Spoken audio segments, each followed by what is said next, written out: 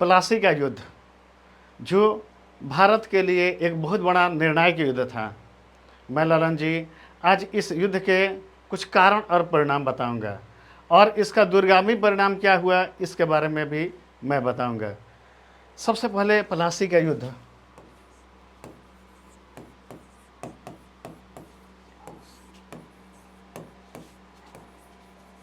प्लासी का युद्ध है,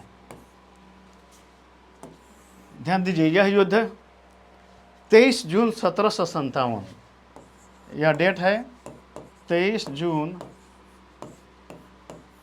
1757 ईस्वी को हुआ था। आप सभी को मैं ये बताना चाहता हूँ कि जब औरंगजेब की मृत्यु हुई तो उसके मरने के बाद मुगल साम्राज्य के बहुत सारे प्रांत स्वतंत्र हो गए। उसी में समय मुर्शीद अली कुली खान के नेतृत्व में बंगाल प्रांत मुगल साम्राज्य से स्वतंत्र हो गया। और मुर्शीद कुली खान के 3 पुत्रियां थी, उसमें तीसरी पुत्री का पुत्र था सिराजुद्दौला। यह बहुत प्रसिद्ध नवाब है, सिराजुद्दौला। यह इस समय 1757 में यह नवाब था बंगाल का, पूरा बंगाल प्रांत। अगर बंगाल प्रांत का है तो ये आज के समय में मान के चलिए कि आज का पूरा पश्चिम बंगाल, बिहार, उड़ीसा और आज का बांग्लादेश, इतना बड़ा बंगाल प्रांत था उस समय। तो बंगाल कहने का मतलब यह पूरा क्षेत्र जो मैंने अभी बताया, बंगाल का नवाब था।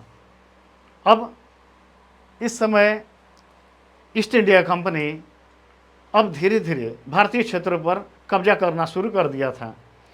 ईस्ट इंडिया कंपनी भारत में मुख्य रूप से व्यापारिक कार्य के लिए आया था। उनका मुख्य उद्देश्य व्यापार करना था भारत से, भारत को जीत लेना। यह ईस्ट इंडिया कंपनी का उद्देश्य प्रारंभ में नहीं था, लेकिन यहाँ आने के बाद जो कंपनी के लोगों ने यहाँ के भारत के हालात को देखा तो वे समझ गए कि भारत पर कब्जा करना कोई बहुत बड़ी बात नहीं है। अब इस समय 23 जून 1757 ये तो युद्ध का दिन है। इसके पहले रॉबर्ट क्लाइव जो अंग्रेज़ों का सेनापति था और सिराजुद्दौला जो बंगाल का नवाब था, दोनों में कई विचारों पर मतभेद था। युद्ध के कारण यही है, मुख्य कारण व्यापार को लेकर था। अंग्रेज़ों का कहना था कि जो भी ब्रिटिश व्यापारी भारत से जब व्यापार के लिए, समुद्री व्यापार से जब विदेश को जाएंगे तो वह किसी भी सरकार को, ना ही ईस्ट इंडिया कंपनी को, ना ही नवाब को वह टैक्स नहीं देंगे। इसके चलते सिराजुद्दौला ने भारतीय व्यापारियों को भी टैक्स देने से मुक्त कर दिया। यह रॉबर्ट क्लाइव और सिराजुद्दौला के बीच मतभेद का मुख्य कारण था। रॉबर्ट क्लाइव जान गया कि बिना सिराजुद्दौला को हटाए हम लोग बंगाल पर नियंत्रण नहीं कर सकते। रॉबर्ट क्लाइव ने युद्ध की तैयारी शुरू कर दिया।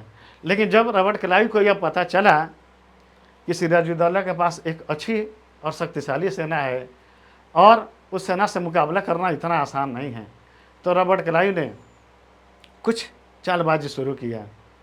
सिराजुद्दौला के जो मुख्य सेनापति है, मैं इसे मिटा रहा हूँ, सिराजुद्दौला का मुख्य सेनापति था मीर जाफर।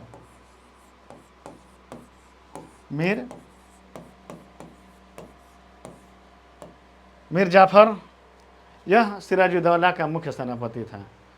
रॉबर्ट क्लाइव ने मीर जाफर को पद का लालच देकर के अपनी ओर मिला लिया और इसे बंगाल का अगला नवाब बना देने की उसने प्रॉमिस किया, वचन दिया। मीर जाफर को भी लगा कि अगर नवाब बनने का मौका मिल रहा है तो इसे छोड़ना उचित नहीं है। मीर जाफर ने अंग्रेज़ों का साथ देने का वादा किया और तब यह ऐतिहासिक दिन 23 जून 1757, 23 जून 1757, इस दिन नवाब की सेना और ब्रिटिश ईस्ट इंडिया कंपनी की रॉबर्ट क्लाइव के नेतृत्व में ब्रिटिश सेना दोनों प्लासी के युद्ध मैदान में आमने सामने आ गई। प्लासी अगर कहें तो आज के पश्चिम बंगाल का मुर्शिदाबाद जिले का नदिया एक क्षेत्र है, वहाँ पर स्थित है। और इस समय जब दोनों की सेना आमने सामने हुई तो मेन समय पर मीर जाफ़र ने अपने नवाब को धोखा दिया और यह अंग्रेज़ों से जा मिला, रॉबर्ट क्लाइव की सेना में जाके मिल गया। सिराजुद्दौला नवाब अकेला पड़ गया और वह युद्ध हार गया। युद्ध हार गया मीर जाफ़र के पुत्र ने ही, जिसका नाम था मीरन। मीर जाफ़र के पुत्र का नाम था मीरन। इसने नवाब की हत्या कर दिया और नवाब के मारे जाने के बाद रॉबर्ट क्लाइव ने मीर जाफ़र को बंगाल का अगला नवाब नियुक्त किया। जब मीर जाफ़र बंगाल का अगला नवाब बना तो उसने बहुत सारे सोने के सिक्के रॉबर्ट क्लाइव को पुरस्कार स्वरूप दिया और भी बहुत सारे सोने के सिक्के उसने रॉबर्ट क्लाइव के अन्य सेनापतियों को भी दिया। तब इस तरह से यह एक ऐतिहासिक युद्ध था भारत के लिए। और भारत के लिए क्यों ऐतिहासिक युद्ध था? वह इसलिए भी कि इस युद्ध ने ब्रिटिश ईस्ट इंडिया कंपनी का बंगाल क्षेत्र पर नियंत्रण स्थापित कर दिया और यह बंगाल क्षेत्र एक पूरे भारत के लिए, अंग्रेज़ों के लिए एक चाबी की तरह यह सिद्ध हुआ, जिससे इसने पूरे भारत को अपने कब्जे में ले लिया। और यह बंगाल प्रांत पर कब्जा करने के बाद अंग्रेज़ों ने मीर जाफ़र को अगला नवाब बनाया और मीर जाफ़र से रॉबर्ट क्लाइव ने बहुत ज़्यादा धन वसूल किए लगान के नाम पर, जो साल में एक बार ओवरऑल यानी कि जो साल भर की कमाई होती है उस पर 1/3, ध्यान दीजिएगा, 1/3 यह हिस्सा लिया जाता था उस समय लगान के तौर पर। रॉबर्ट क्लाइव ने बहुत ज़्यादा धन लिया मीर जाफ़र से। जब मीर जाफ़र वह आगे रॉबर्ट क्लाइव के मांग को जब पूरा करने में सक्षम नहीं था तो मीर जाफ़र को हटा के रॉबर्ट क्लाइव ने उसके दामाद मीर कासिम को बंगाल का अगला नवाब बनाया। मीर कासिम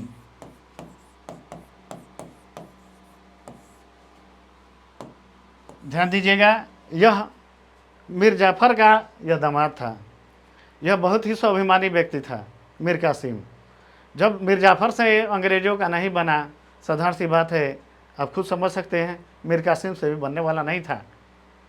और इस तरह से बहुत ही कम समय में मीर कासिम से भी अंग्रेज़ों का मतभेद शुरू हो गया और मीर कासिम बंगाल का क्षेत्र छोड़ के, राजधानी छोड़ के वह सीधे लखनऊ के नवाब से जाकर मिल गया और लखनऊ के नवाब मीर कासिम और मुग़ल सम्राट शाह आलम द्वितीय, इन तीनों ने एक सम्मिलित सेना तैयार किया और आगे 1764 में बक्सर का युद्ध हुआ। इस बक्सर के युद्ध पर एक अलग से मैं वीडियो बनाऊंगा जिसको विस्तार से हम लोग चर्चा करेंगे। आज मैंने आप लोगों को इस 1757 का इस प्लासी के युद्ध के बारे में इसलिए बताया कि यह युद्ध भारत के लिए दूरगामी परिणाम लेकर आया।